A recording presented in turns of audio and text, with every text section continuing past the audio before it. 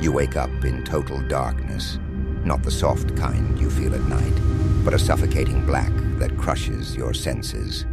The air feels thick, heavy with damp earth. Something cold rests against your neck. A blade, silent and deliberate. A whisper drifts past your ear. If this were real, you'd already be dead. Then the darkness lifts, replaced by dim lantern light. Behind it stands a figure cloaked in rough peasant clothes, face unremarkable, posture loose. Yet the room bends around him like he's not truly there. He is not a ghost. He is not a myth. He is a shinobi, a real ninja. And you have just experienced their world in the only way they allowed, without warning. Because the true ninja did not live in the world of dramatic rooftop leaps and silver weapons. They lived in the shadows of politics, the cracks of society, and the quiet spaces between wars.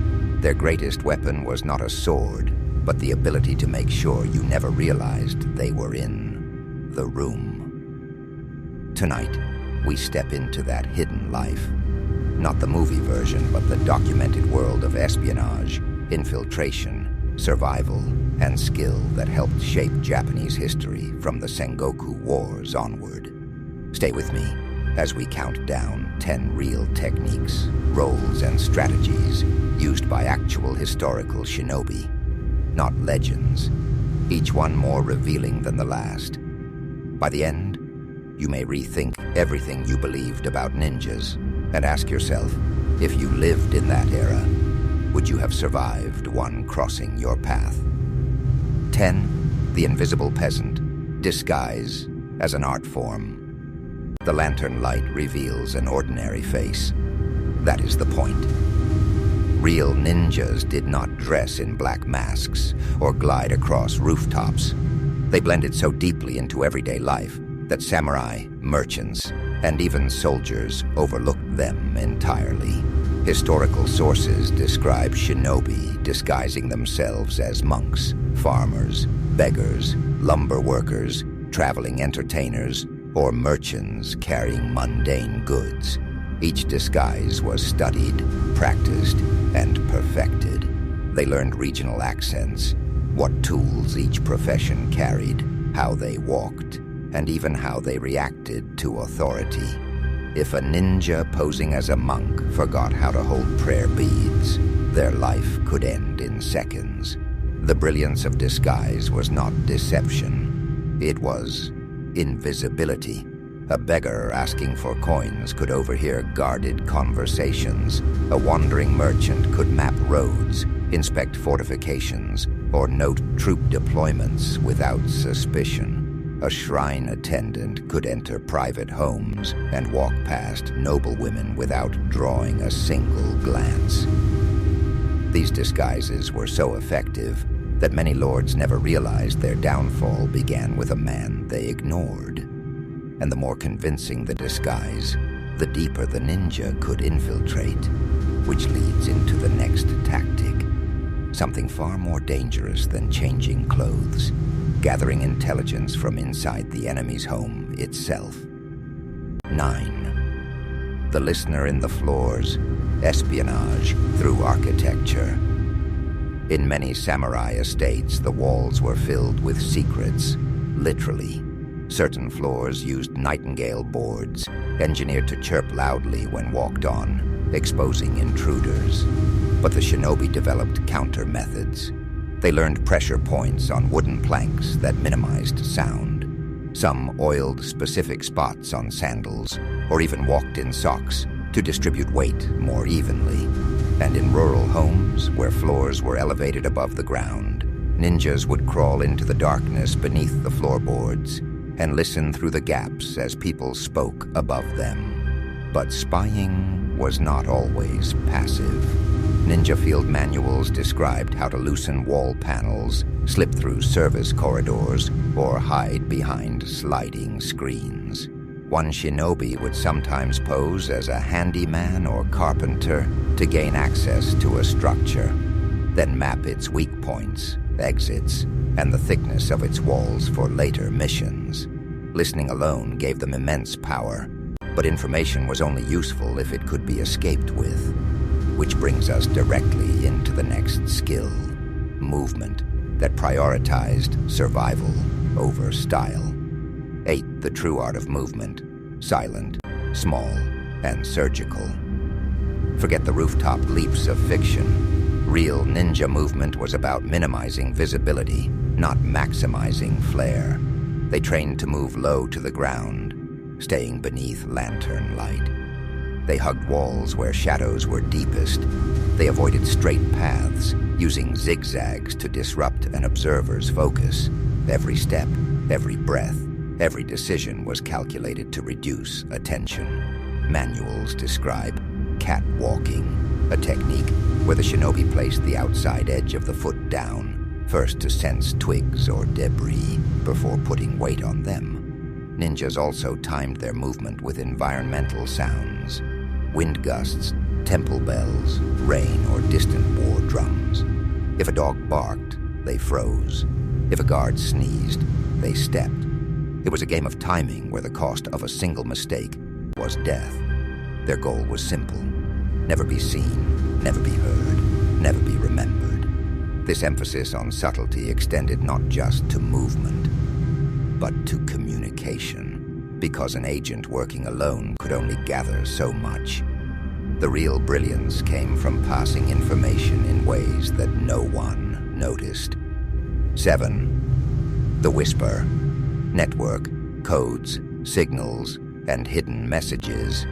Real shinobi networks shared intelligence through signals so mundane, most people walked past without seeing them. A piece of cloth tied to a specific tree branch could indicate troop movement. A bucket, placed upside down, signaled that a target had left the village. Designs carved into wooden gates carried entire sentences of meaning. Even ashes from burned messages were sometimes mixed with tea leaves, allowing information to be smuggled without a trace. But communication wasn't limited to symbols. Some shinobi used coded poems, where the first syllables of each line formed a message. Others memorized long passages that contained embedded instructions, recited as normal stories to avoid detection. This system allowed ninja clans to act with coordination far beyond what individual infiltrators could achieve. And with information flowing freely, the next step was more dangerous. Sabotage, not with flashy explosions, but with simple actions that changed the fate of battles. 6. Sabotage in silence. The power of small acts. Shinobi sabotage rarely involved dramatic destruction. Their most effective tools were small disruptions that produced massive consequences. They loosened bolts on gates, so they collapsed during battle. They contaminated horse feed to weaken cavalry. They swapped out arrows for ones that splintered on release. They extinguished lanterns at key moments, so defenders lost visibility. They placed wet rice paper under armor racks, causing weapons to rust just enough to fail under stress. Every act was designed to look like an accident, never an attack. A weakened wall looks like poor construction. A broken gate seems like aging wood.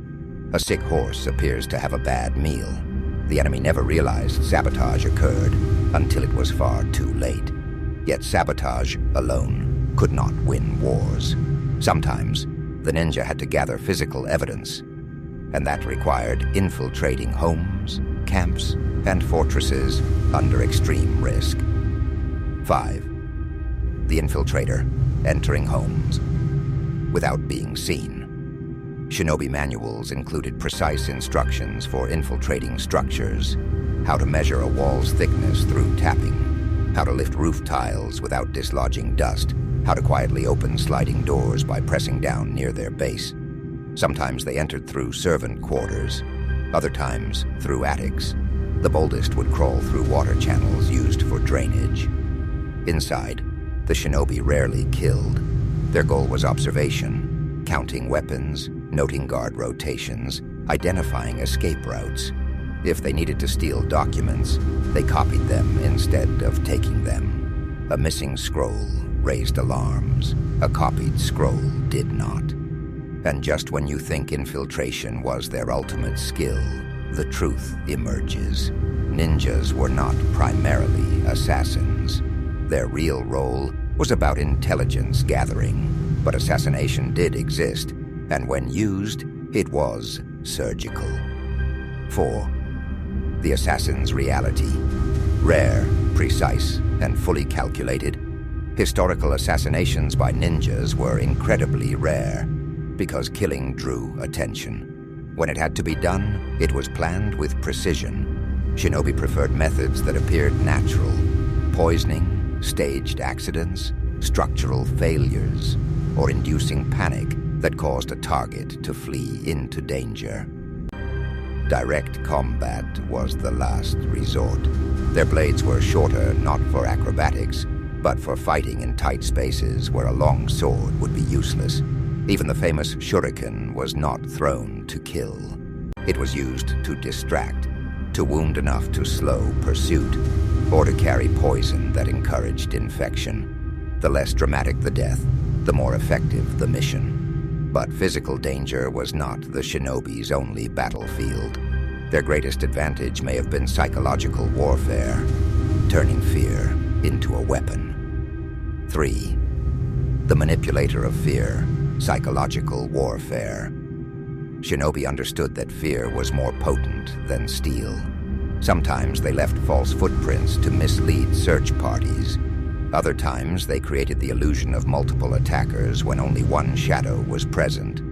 They spread rumors, forged letters, or manipulated gossip networks to destabilize rival clans. A whisper in the wrong ear could unravel alliances faster than any weapon. To samurai lords, an unseen enemy was far more terrifying than an armed one. When a daimyo believed he was being watched, every decision became cautious. Paranoia slowed armies, stalled negotiations, and created chaos.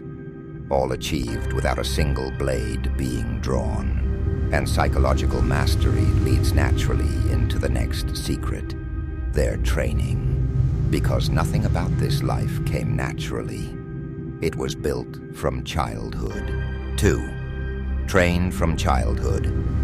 Discipline over fantasy. Real ninja training was not magical. It was relentless discipline. Children learned survival skills: how to endure hunger, navigate forests, track footsteps in mud, and survive in mountains. They practiced weapon handling only after mastering observation, memory retention, stealth, and emotional control. They were taught to read human behavior. When someone was lying, when a guard was bored, when a merchant was nervous. The body could be strengthened, the mind had to be sharpened. Training also included escape techniques, such as loosening rope bindings by flexing muscles during capture, hiding tools in hair knots, or feigning injury to lower a guard's suspicion. These techniques were not glamorous. They were practical, born from real-world danger, and all this training prepared them for their ultimate role. Not thieves, not killers, but something far more strategic. The real purpose of the shinobi: survival of their clan. At the very top of everything, disguise, infiltration, sabotage, intelligence, escape. The shinobi existed for one purpose: to ensure their clan survived in a world ruled by warlords. They were not lone mavericks or romantic warriors. They were instruments of strategy for families like the Iga and Koga, hired to protect territories, gather intelligence, and prevent unnecessary bloodshed. If their work succeeded, battles were avoided entirely. Their greatest achievement was not a dramatic kill or a spectacular infiltration. It was the simple fact that no one knew they were there. If a war ended early, if a conflict dissolved quietly, if a lord made a decision without realizing why, a shinobi may have been the invisible hand behind it. So ask yourself, if your fate rested on whether a ninja noticed you, misread you, or identified you as a threat, would you survive?